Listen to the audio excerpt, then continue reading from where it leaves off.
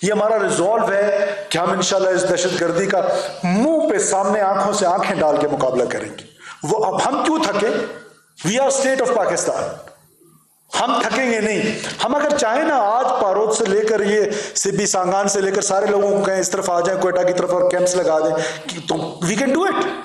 हमारे आबा अजदाद ने कभी इस तरह अपने बहुटों को मारा है, औरतों और बच्चों को मारा है? ये सिर्फ और सिर्फ दहशतगर्द हैं। इनको बलोच कहना, और मुझे दुख होता है जब मैं मेन स्ट्रीम मीडिया में देखता हूं कि बलोच दहशतगर्दों ने। बलोच कब से दहशतगर्द हुआ? ये दहशतगर्द है। दहशतगर्द की कोई कौम है उधर, उसको कोई पश्तून दहशतगर्द कहता है? Terrorist is terrorist and we treat them as a terrorist, उसका जो भी जेंडर हो। आईबीओस किए, आपने इंटेलिजेंस ऑपरेशंस किए, जब उनको खौफ मिला तो खौफ के बाद हमने दरवाजा एक खुला रखा। आज भी हमारा वो दरवाजा खुला हुआ है। किसी को अच्छा लगे, किसी को बुरा लगे, this decision has to be on the battlefield. जब आप बैटलफील्ड में तगड़े होते हैं तो वो फिर ये दरवाजे का इस्तेमाल करते हैं। वो पुरअमन की पॉलिसी जब आई थी तो उस वक्त आई थी कि जब आपने उनके खिलाफ भरपूर ऑपरेशंस किए, व्हेन दे फेल्ट कि they are not safe in these mountains, अपने हेवंस में वो सेफ महसूस नहीं कर रहे थे अपने आप को, सो दे केम बैक। उसमें से कितने वापस चले गए? I have the list. So वो आज भी हम वो दरवाजा खुला रखना चाहते हैं, हालांकि हम टीटीपी के मामले में वो दरवाजा हमारा नहीं खुला हुआ। Just because of this so called narrative जो 30 साल से पाकिस्तान की इंटेलिजेंसिया में, पाकिस्तान की मेन स्ट्रीम पोलिटिकल लीडरशिप में, पाकिस्तान के जुडिशरी में, पाकिस्तान की मीडिया में ये कंफ्यूजन फैलाई गई है। आप देख ले नेशनल एक्शन प्लान, मैं उसको सेकंड बड़ा डॉक्यूमेंट मानता हूं after constitution of Pakistan. Consensus था उसमें आपने बलोच मिलिटेंट्स को जो है वो एक अलग से ट्रीट करना शुरू कर दिया। जो वो मिलिटेंट्स थे कि जिनको जो मजहब के नाम पर, जिनका मजहब से कोई ताल्लुक नहीं है, जैसा इनका बलोचियत से कोई ताल्लुक नहीं है, उनको तो हमने दहशतगर्द डिक्लेयर कर दिया, इनको हमने नाराज बलोच डिक्लेयर कर दिया। What a confused nation we are we fighting a serious war? So that was, उसका नतीजा तभी था कि first you have to Mecca फतह करना पड़ता है, तो उसके बाद आप माफी का ऐलान किया जाता है। Sir last question Irfan Rana. Sir ये मुझे बताइए, बलोचिस्तान की तारीख में पहली मरतबा इतनी बड़ी तादाद में ये दहशतगर्द कोटा में आई, उनकी खबरें भी चली, सोशल मीडिया भी चले, थाने और थानों को उन्होंने आग लगाया, इसके चेक पोस्टों को उन्होंने हमला किया, 14 शहर में उन्होंने कब्जे लिए और बेवक्त सुबह 6 बजे कार्रवाइयाँ शुरू। तो सर ये क्या हमारा फेलियर था? कोई शहर पे कब्जा नहीं हुआ। कोयटा में कल मैं खुद फिरता रहा। क्या मैं नहीं फिर रहा था कोयटा में? आप भी फिरते रहे। अच्छा जी, आप गुजारिश है ना, देखिए, एक दो जगह पर आना, वहां पर आकर हमलावर होना, और उस हमलावर में, अब थाने की आपने मिसाल दे दी, उस थाने के साथ 11-11 साल के बच्चों को भी साथ लेकर आए थे, जबरदस्ती लाए थे। तो क्या वो मेरा पुलिस वाला वो 11 साल के बच्चे को मार देता? तो उसके पास दो ही ऑप्शन थे ना, आईजी पुलिस साहब इज सिटिंग हियर। 11 साल के बच्चे को ब्रूटल हो जाता, दहशतगर्द हो जाता। ये तो दहशतगर्द नहीं है, इससे यूनिफॉर्म पाकिस्तान की पहनी हुई है, और वो गलियों से 11-11 साल के बच्चों को मोटरसाइकिलों पे उठा के आगे उठा के ले आए, जस्ट फॉर ह्यूमन शील्ड। तो what was the option?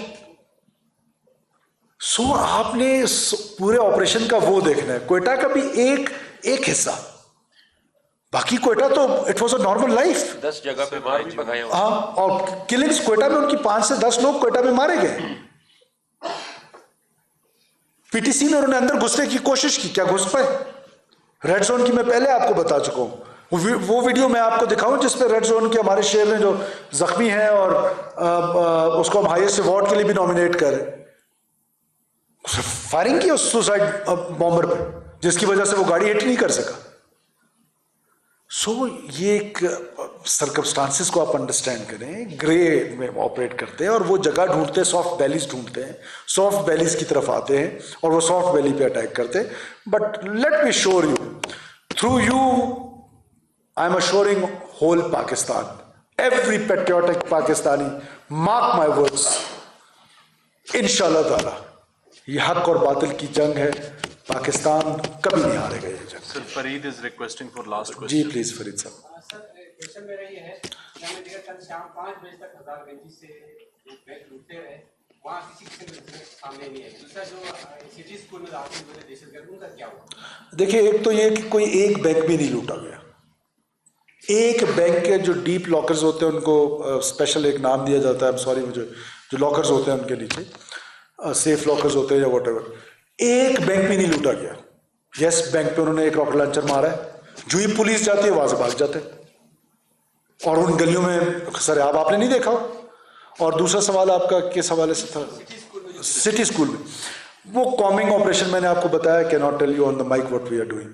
Sir last में वो वीडियोस आप ये तीनों दिखा दें, वो गवादर वाली वीडियो प्ले कर दें, ये पूरे पाकिस्तान को दिखाएं, और खासतौर पे ट्विटर सरदार लाजमी देखे कि ये बलोच औरतों के साथ क्या करते हैं, और आप जाए नमाज पे बैठ के उनके लिए दुआएं करें। जो जख्मियों वाली वीडियो है वो ये देखिए,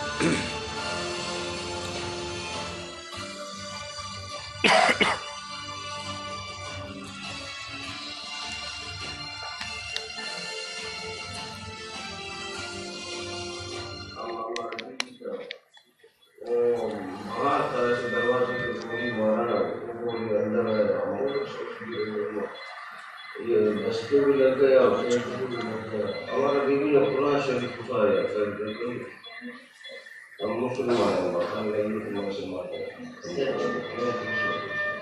हमारा एक बंदा तो शॉर्ट हो गया, हमारा बैंक को भी लग गया, और हमारा दूसरा रिश्तेदार भी लग गया, हमारा बैंक का बेटा, हमारा एक चाचा का बूढ़ा था, बहुत सीरीज है, उसका लड़का भी सीरीज है,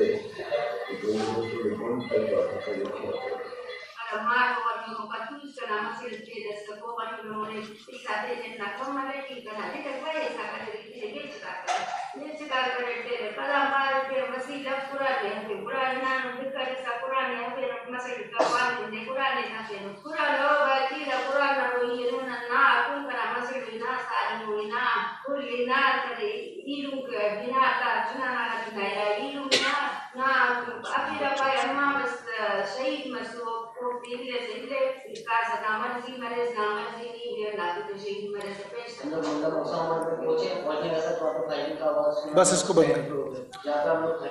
ये है दहशतगर्दों का असल चेहरा। इस बलोच जो खुशदार से ताल्लुक़ रखती है ये खातून, मैं तो इसके लिए जाए नमाज पे बैठ के दुआ मांगता हूँ। ट्विटर सरदार उनके लिए दुआ मांगे जो इनको मार रहे हैं। शुक्रिया। Thank you.